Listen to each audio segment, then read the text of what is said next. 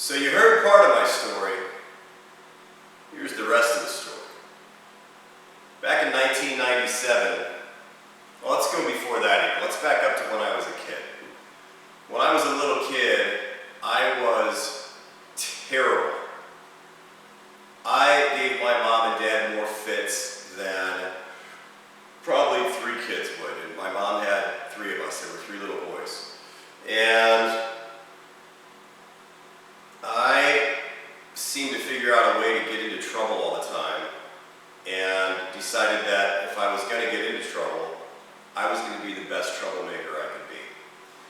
And I started getting in fights when I was, probably 2. And I was just a fighter. And I didn't start the fights, but if somebody picked one with me, I was going to finish it.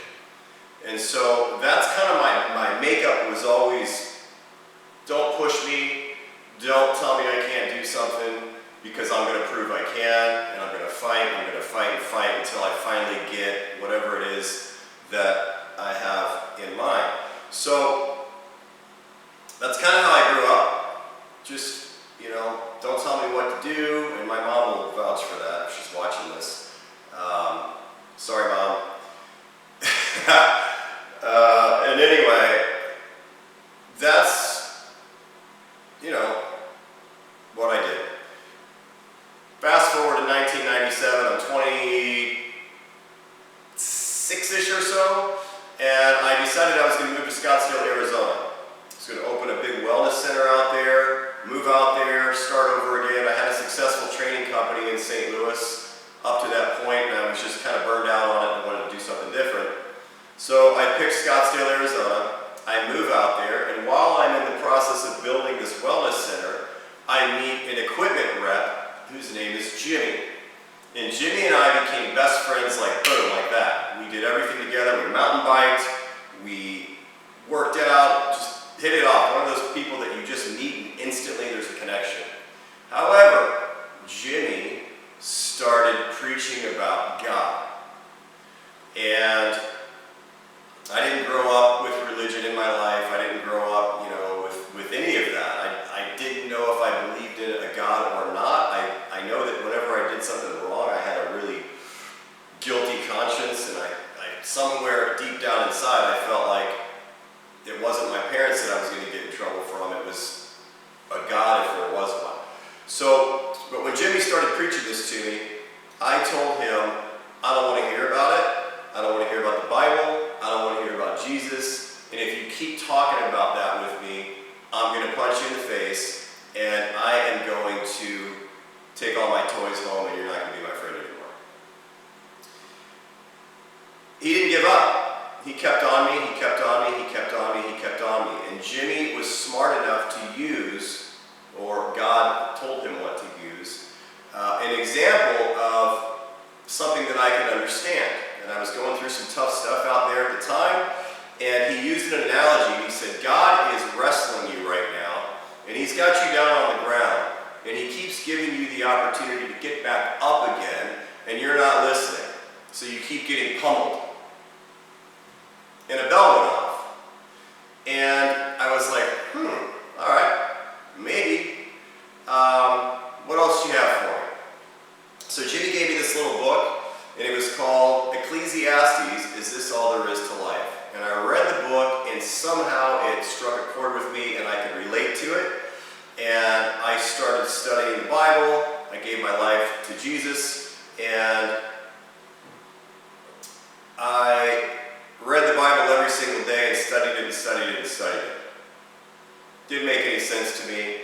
I still didn't know if I really believed in God or not. I think I felt like if I didn't, that was the wrong thing to do. So I went to church, read the Bible, didn't really mean a whole lot to me, but thought I was a Christian because I was doing all that and thought I understood everything. While I was out there, I meet a girl, we get married, we have a baby, and the baby was like, the world to me, Austin. And we stayed out there for a few years. We moved back to St. Louis. And when we moved back to St. Louis, I started a new business.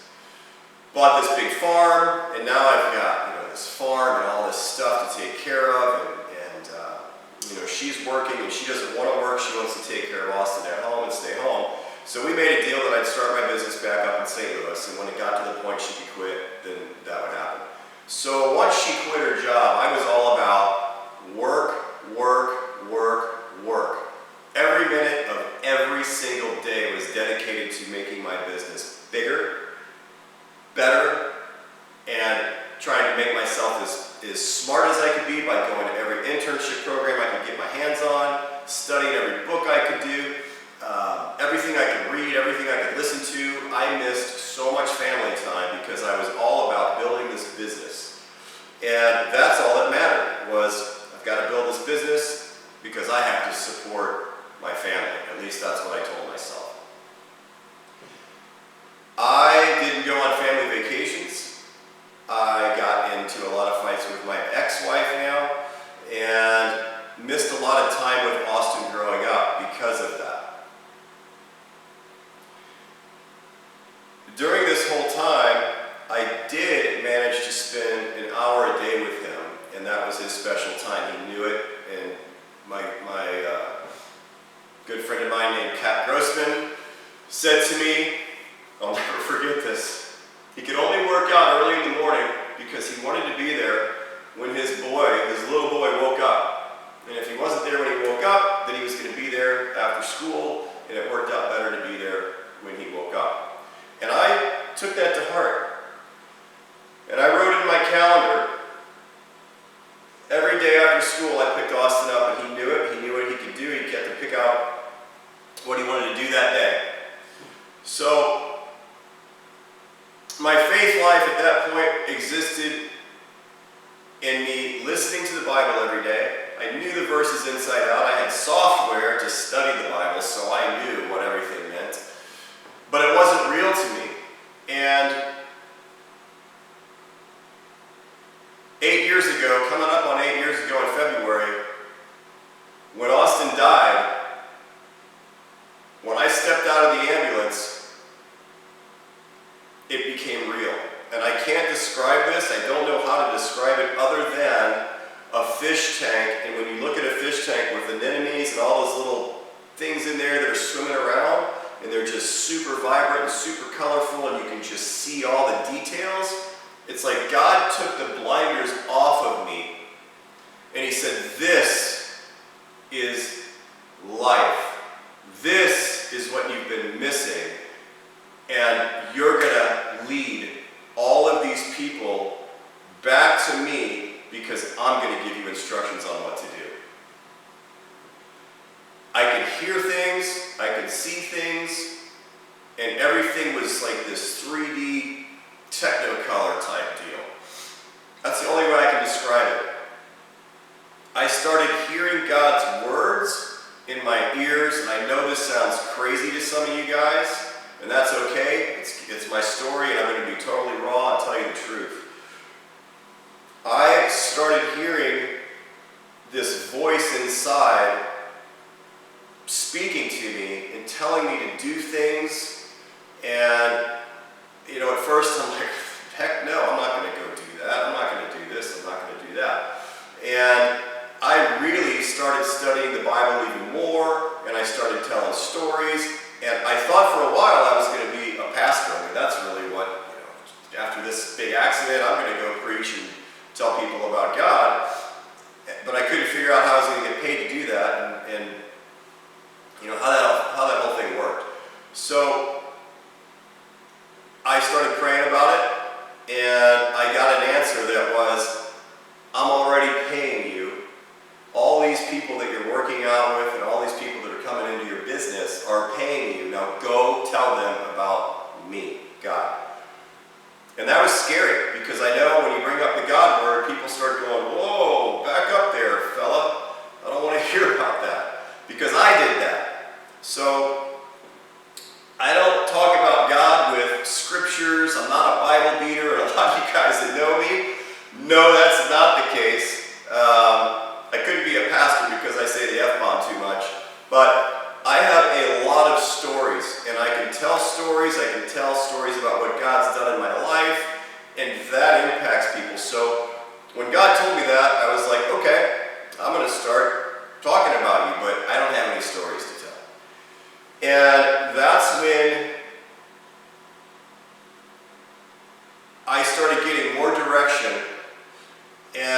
was taught how to listen to God's voice, and I started hearing that. It's just a faint voice. I tell people it's like this.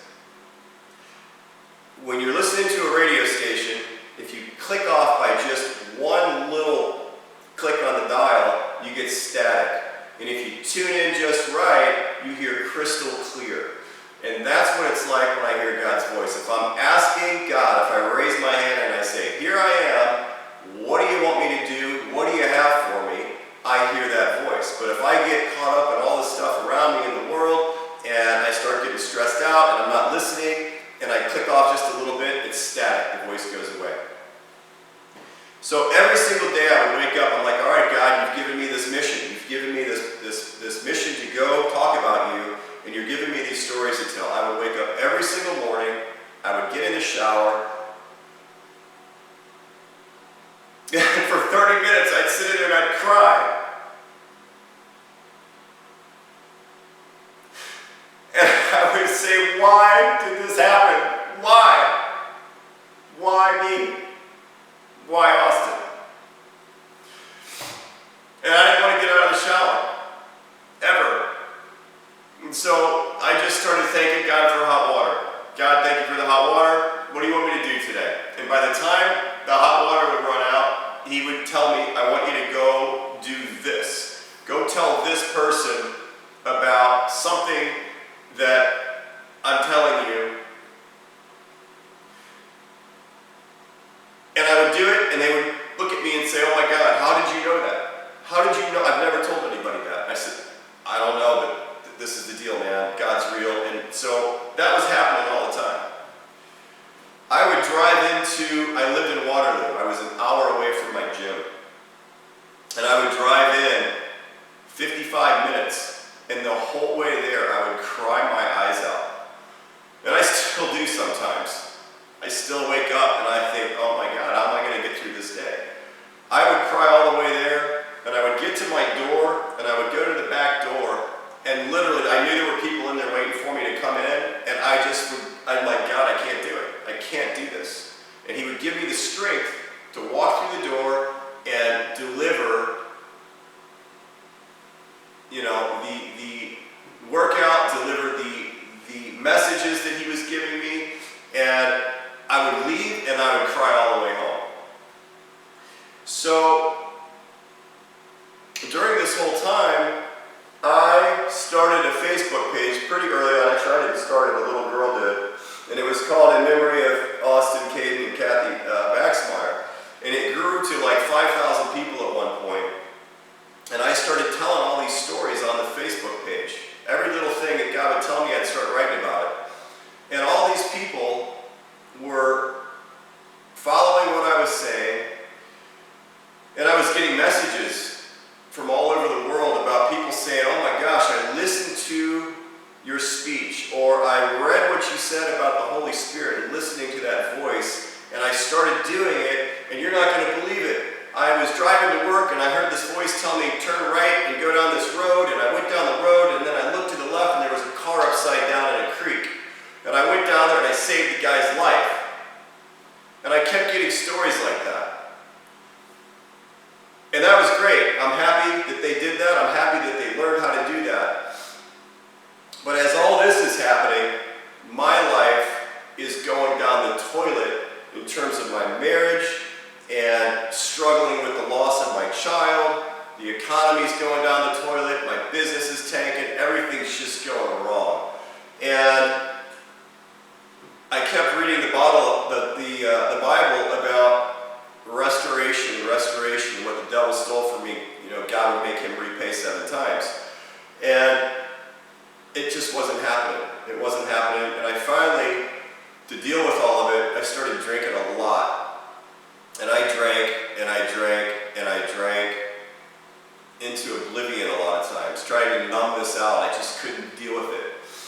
And I stopped listening to God. I got angry at God, and I said, basically, God, F you, I'm done. I have done everything you asked me to do, and why wasn't somebody there for me?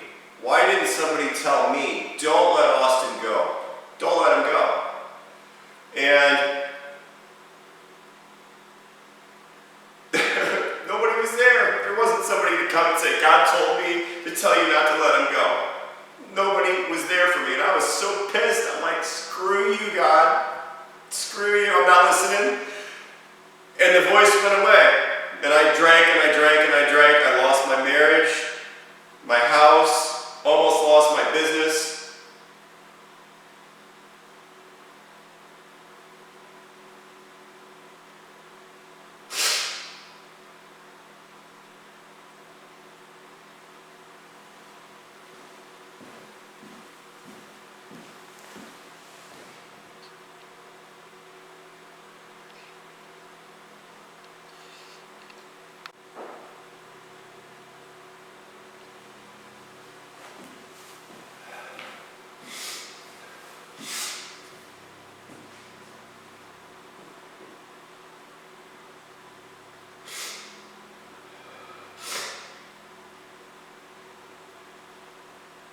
And this went on, gosh, for 4 years probably.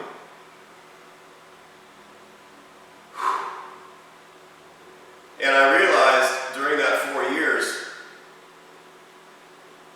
I just went into a deep depression, deep depression. And literally, I'll never forget the day that my ex left. And I'm sitting on this 110-acre farm by myself, laying in the grass, crying my eyes out, just going, what happened? I'm 47 years old at the time, 46, and that's not what life is supposed to look like. I was thinking by the time I was 50, man, I'd be cruising. Life would be great. And that wasn't the deal. And so I laid there and I cried and I cried and I cried and I started praying and asking God, what am I supposed to do? What am I supposed to do? And at that point, I just wanted to die. I really wanted to just die. I didn't care about life anymore. I didn't care about anything. I just knew that I didn't want to be in pain anymore, and I didn't want to feel that way anymore. And the answer I got was, are you done throwing a pity party?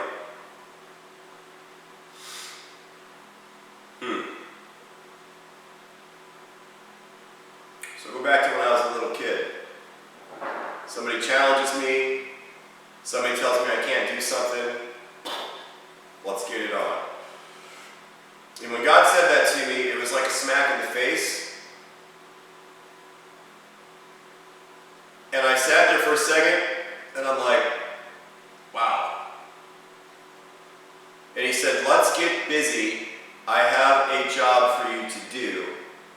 Now quit screwing around, let's do it. And that's all it took. And I said, okay, God, I'm back in the game. What do you want me to do? And the voice came back, and I started getting crystal clear direction on do this, go do that, etc. And so, as I'm going through all of this and trying to navigate through what life's going to be like without Austin, and thinking about him every single minute of every day. I tell people that life with him is frozen in time, like it's right here all the time. And it's my cross. I have to carry that with me everywhere I go. But at the same time, I still have to function in life, and I have to really stay on target with the mission that I have, or there's really no other reason to be here. At least that's what I thought. So I start listening again, and I start doing what God's telling me to do, and suddenly the depression starts to go away. I stop drinking. Everything starts getting better. My business starts getting better, and I'm listening to God. I'm praying every day again. I'm speaking to God. I talk to God all day long. And so my relationship with God is not reading the Bible, going to church, and doing this structured thing. I talk to God just like I'm talking to you guys right now, all day long. I could be in the shower, I could be brushing my teeth, And it's like God and I are best friends, and that's the relationship I have. And that's what's different from now to where I was before all of this happened. And when I listen to him, he's never wrong. The things that he tells me and the things that I see are never wrong. They may take a long time. Sometimes they take an hour. Sometimes they take a long time. And the one thing that was taking a long time was the restoration part. And so that tends to get really old after a while when you keep doing what you're being told to do and you're doing what you're passionate about, but yet the restoration part about, for me the restoration was a relationship, kids, a family, and that was missing. And I didn't think I was ever going to have that again. And so in the last year, oh my God, in the last year of my life, it overwhelms me to think of what God has done in my life in this past year. I have I probably 10 times grown my business, and it's not about the business, it's about all of the people that have come through my doors that hopefully have been impacted in a positive way, and everything God showed me about you will lead all these people back to Him is happening on such a huge scale. I can't even describe that part of it. The family life, I met a woman who is, wow, like a rock star, and she still lives 3.5 hours away. And when I met her, I knew that, and I thought, there's no way this is going to work, and she blew me off because of that. Well, we ended up getting married a year ago. It'll be a year ago this weekend. We got married, and guess what? She has 5 kids. 5. So I inherited 5 of them. And 2 of them are the most precious little 6-year-olds, twin 6-year-olds. I love them to death, Kennedy and Parker. And then she's got adult daughters.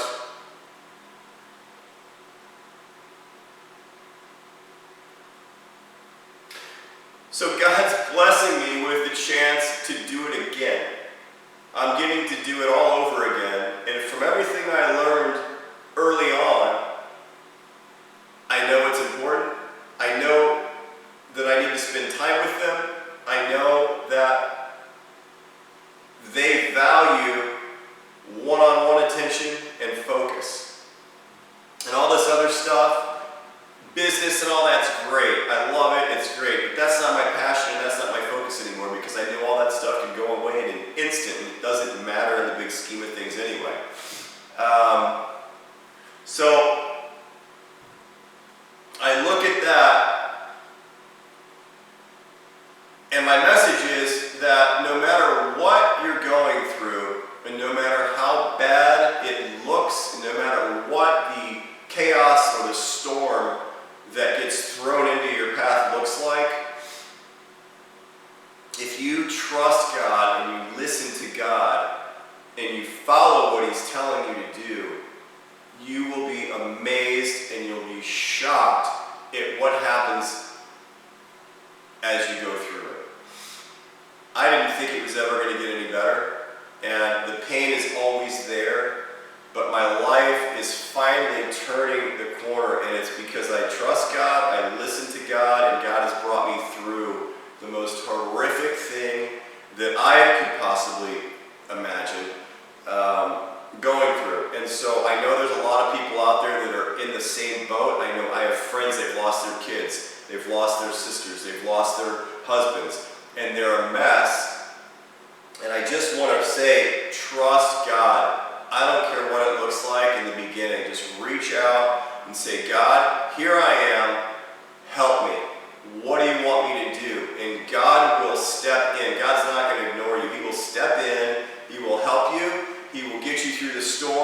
and you'll come out the other side, and I promise you, you're going to be so much better than you could possibly imagine. And so now my story is, I feel like it's just now starting to be written for part 2. And instead of trying to figure all this stuff out and trying to think ahead of what's going to happen tomorrow, who knows what's going to happen tomorrow? I live for today, and I live for the guidance I get and that voice to tell me, do this. And you would think that there would be a tremendous amount of stress in my life because of what I went through and post-traumatic stress and all that. And the exact opposite is true. The more I give everything to God, the less stress I have, and because I've lost everything I could possibly lose. What could happen that's worse than that? Nothing. Changed my perspective on things, but I also know that God's promises are true. So now, I truly can't wait to wake up and see, what does God have today? What does he have today? I can't wait to see it because it blows my mind. Every day it's something different, and it's 10 times bigger than anything I could have ever thought of. So trust him. Ask him. He will guide you. He will help you every single step of the way.